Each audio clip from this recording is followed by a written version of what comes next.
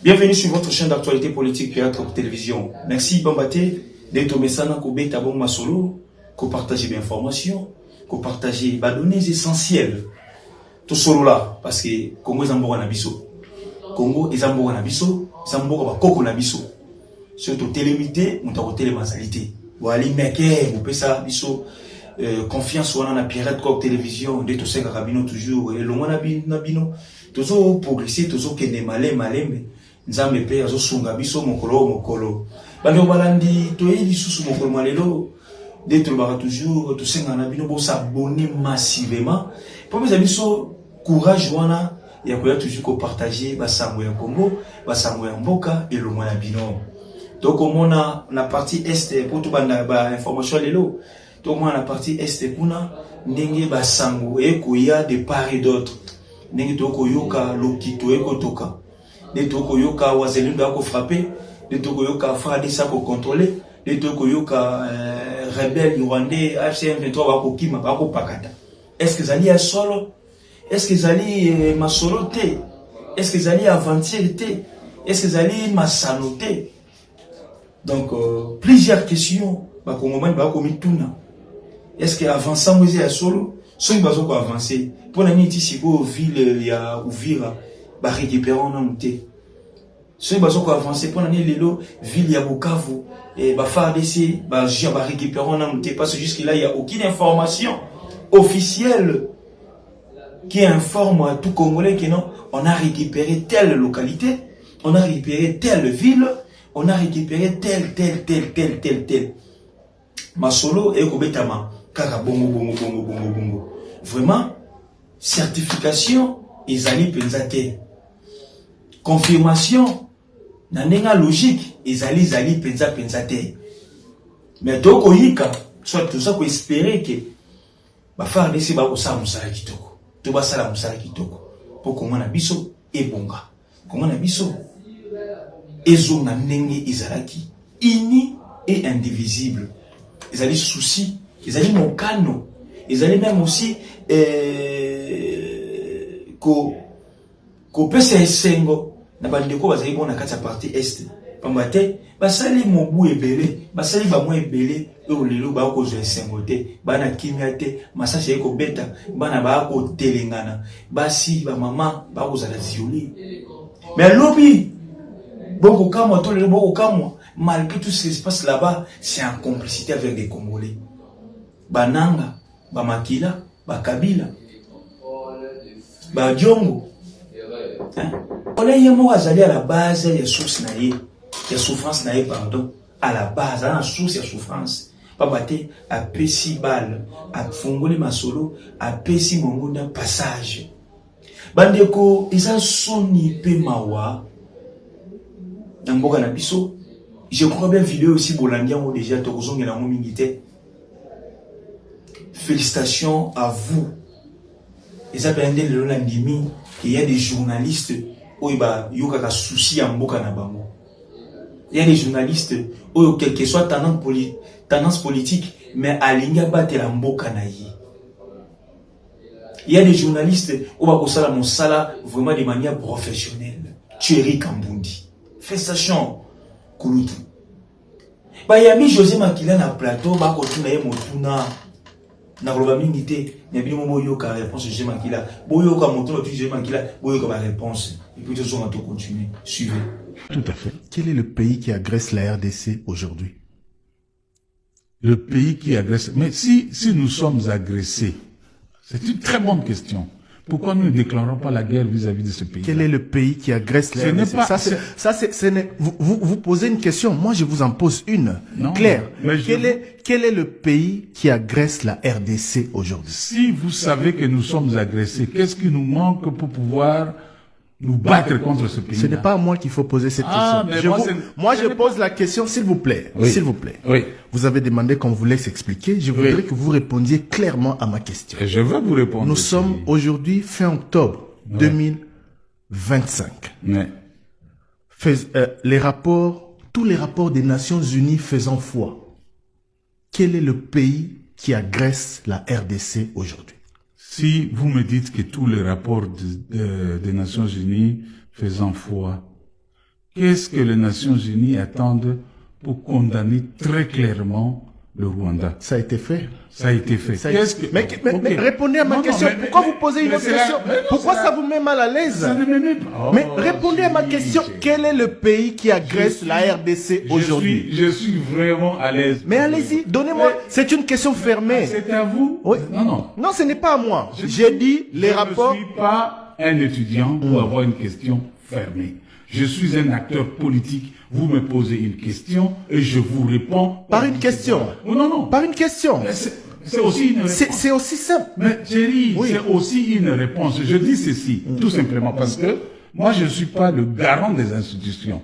Je ne suis pas le commandant suprême pour que vous me Vous êtes acteur politique, acteur politique majeur du oui, pays. Oui, mais vous ne savez pas dire clairement à vos électeurs de Sud-Ubangi quel est le pays qui agresse la RDC aujourd'hui. Je sais où vous voulez arriver. Non, je veux juste un nom. Mais ce que vous voulez, je veux juste un nom. Mais ce que vous voulez, je vous le dis en vous regardant dans les yeux, vous n'aurez pas ça de ma bouche. Pourquoi pas? Vous ne l'aurez pas parce que vous ne pouvez pas me poser une question fermée comme un étudiant et je me mets là-bas pour parler. Non. Thierry, quand vous me posez une question, je dois vous répondre et puis que les gens comprennent. Si vous me dites, parce que vous venez de Kinshasa, vous me dites que notre pays est agressé, qu'est-ce que notre pays attend pour pouvoir aussi riposter à ce pays-là? Qu'est-ce que notre pays attend? Parce que j'ai vu sur Top Congo, M. Tshisekedi passer pour dire encore. À la moindre escarmouche. Voilà. Regardez mes lèvres. Je vais convoquer les deux chambres.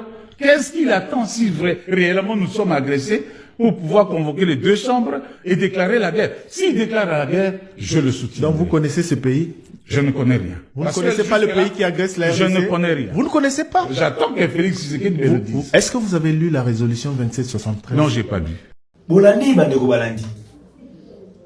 Biyamela José Makila na metuni batuniye. Elembisi ba Congolais belé nzoto. Elembisi ba na mboka belé nzoto. Et après beaucoup ya koloba kesa ba Rwandais. Et après beaucoup koloba keno esa ba Rwandais bazoko bundisa biso. Même ata ndoki pas kota na famille na yo alia mutu. Il faut copier na ndoki ya famille na yo. Ndenge ba Rwandais basali. C'est parce que biso moko ba Congolais ba Congomani to fungoli porte pour ba Rwandais. Ambate olingi Tshisekedi te, olingaki Kabila te. Mais attends à Kabila, tout le monde qui boyetin. On n'avait pas de figures emblématiques derrière les 1-23, on attend à Kabila bazalaki te. Mais attends à Tshisekedi, il y a des figures emblématiques. Aujourd'hui, José Makila est incapable de citer les noms du Rwanda comme étant agresseur. Est-ce que vous comprenez? Une personne qui a occupé plusieurs postes dans Mboka Oyo, Congo epesi nyonso, José Makila Soumanda. Congo epesi nyonso. Congo epesa ki libumu, éliminer libumu. Ce botuni botali ata José Makila ki Mboka pour l'année. Il est pourquoi qui Mboka. Or c'est quelqu'un qui a volé, qui a détruit projet aéroport à millions d'années. José Makila Mboka qui l'a. Mais nous sommes incapables de faire des choses. Nous sommes agressés. Nous sommes Tshisekedi, éponge, mabanga. Tout ça aussi, ça faut dire Tshisekedi. Les gens comme le José Makila, malgré qu'il a fui le pays, mais il avait détourné de l'argent. La justice devrait les juger et les condamner, récupérer ses biens. On a condamné Matata Poni ici. Notre justice est incapable de récupérer les biens de Matata. Théâtre. Et aujourd'hui, ça va tourner dans l'indingisa. On condamne Kabila à mort, où il n'y a pas moyen de saisir ses biens. Ça, c'est quel pays, c'est quelle justice?